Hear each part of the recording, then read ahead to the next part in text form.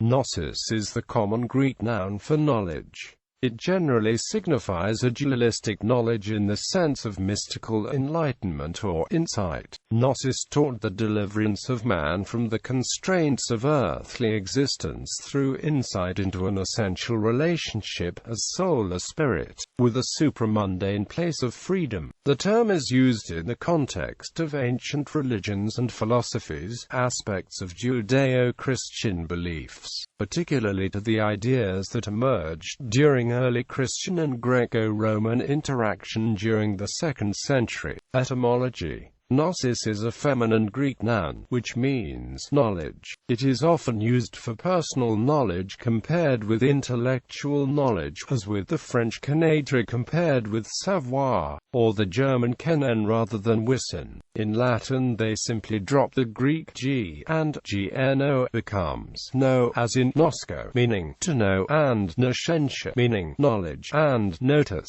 meaning known. The g returns in the Latin cognition, meaning knowledge, and ignotus and ignerus, meaning unknown, and from which we get the word ignorant and agnostic, which means not knowing, and once again this reflects the Sanskrit jna, which means to know, to perceive, to understand. Related adjective gnostikos. A related term is the adjective gnostikos, cognitive, a reasonably common adjective in classical Greek. Plato uses the plural adjective gamma nu omega sigma tau iota kappa omicron iota gnostikoi, and the singular feminine adjective gamma nu omega sigma tau iota kappa pi iota sigma tau eta mu eta gnostica episteme in his Politikos, where gnostica episteme was also used to indicate one's aptitude. The terms do not appear to indicate any mystic, esoteric or hidden meaning in the works of Plato, but instead expressed a sort of higher intelligence and ability analogous to talent. Plato the statesman 250 AD. In the Hellenistic era the term became associated with the mystery cults. Gnosis is used throughout Greek philosophy as a technical term for experience knowledge in contrast to theoretical knowledge or epistemology. The term is also related to the study of knowledge retention or memory, in relation to ontic or ontological, which is how something actually is rather than how something is captured and stored in the mind. Hellenic philosophy. The Neoplatonic philosophies, including Plotinus,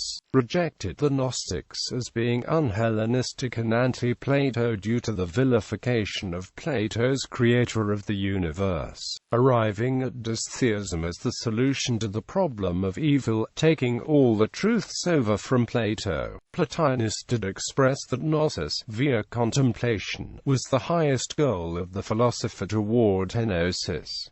Judeo-Christian usage. Hellenistic Jewish literature. The Greek word gnosis is a standard translation of the Hebrew word knowledge in the Septuagint. Thus, the Lord gives wisdom, from his face come knowledge and understanding. Philo also refers to the knowledge and wisdom of God.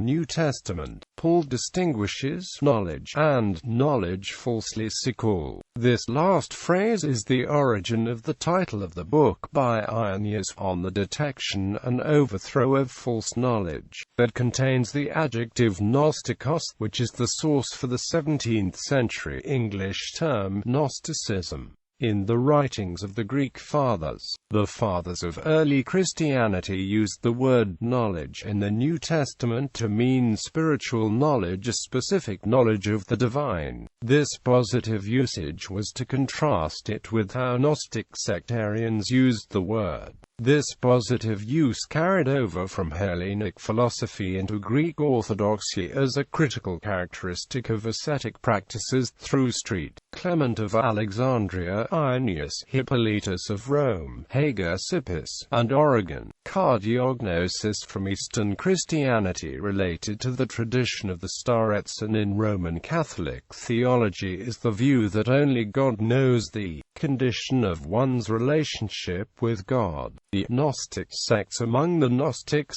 Gnosis was first and foremost a matter of self-knowledge, which was considered the path leading to the goal of enlightenment as the hidden knowledge of the various pre-Judeo-Christian pagan mystery religions. Knowledge that first relieved the individual of the cultural religious indoctrination and then reconciled them to their personal deity. Through such self-knowledge and personal purification, the adept is led to direct knowledge of God via themselves as inner reflection or will. Later, Valentinus taught that Gnosis was the privileged gnosis cardias, knowledge of the heart, or insight about the spiritual nature of the cosmos that brought about salvation to the pneumatics, the name given to those believed to have reached the final goal of sanctity. According to Samuel Angus, Gnosis in these early sects was distinct from the secret teachings revealed to initiates once they had reached a certain level of progression akin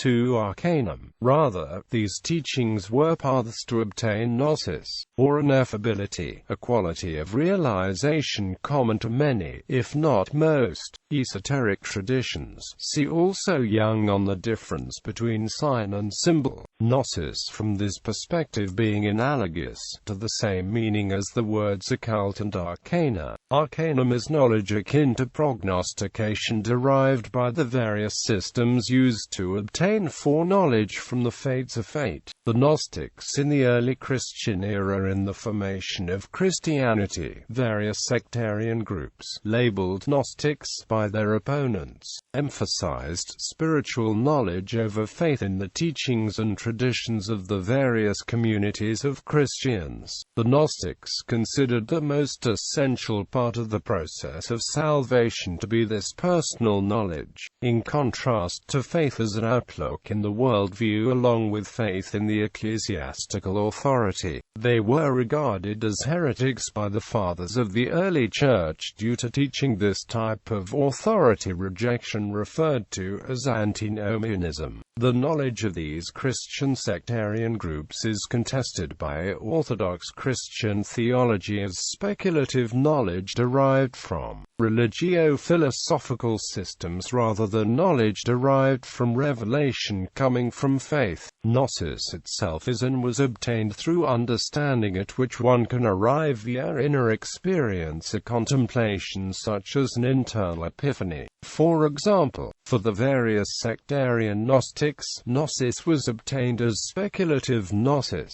instigated by the contemplation of the religio-philosophical systems. These systems were pagan in origin and syncretic in nature. According to Egemonius, Mani vilified the creator god of the pagan philosophers and the creator god of Judeo-Christianity. Gnosticism presents a distinction between the highest, unknowable god and the demiurgic creator of the material. Several systems of Gnostic thought present the demiurge as antagonistic to the will of the Supreme Being. His act of creation occurs in unconscious semblance of the divine model, and thus is fundamentally flawed, or else is formed with the malevolent intention of entrapping aspects of the divine in materiality. Thus, in such systems, the demiurge acts as a solution to the problem of evil. According to Samuel Angus, the Gnostic sectarians also sought to reconcile the individual to their own personal deification, making each individual God. As such, the Gnostic sects made a duality out of the difference between the activities of the spirit, called Gnosis,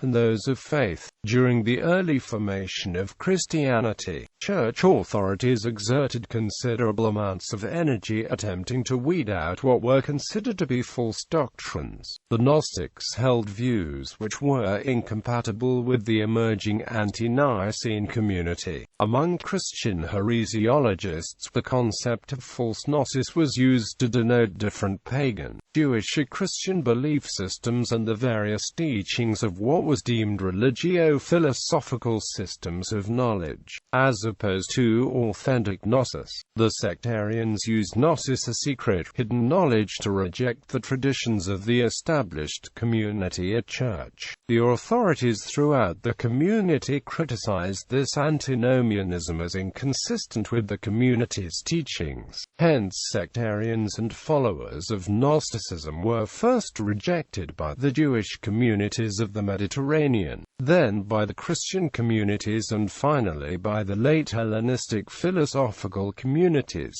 Eric Voegelin, though his sources on Gnosticism were secondary, since the texts in the Nag Hammadi library were not yet widely available, Eric Voegelin, partially building on the concept of Gnosis as used by Plato and the followers of Gnosticism, along with how it was defined by Hans Jonas, defined the Gnosis of the followers of Gnosticism as religious philosophical teachings that are the foundations of cults. Voegelin identified a number of similarities between ancient Gnosticism and those held by a number of modernist political theories, particularly communism and Nazism, in Eastern Orthodox thought. Gnosis in Orthodox Christian thought is the spiritual knowledge of a syntomistically enlightened human being. Within the cultures of the term's provenance, Gnosis was a knowledge or insight into the infinite, divine and uncreated in all and above all, rather than knowledge strictly into the finite natural or material world.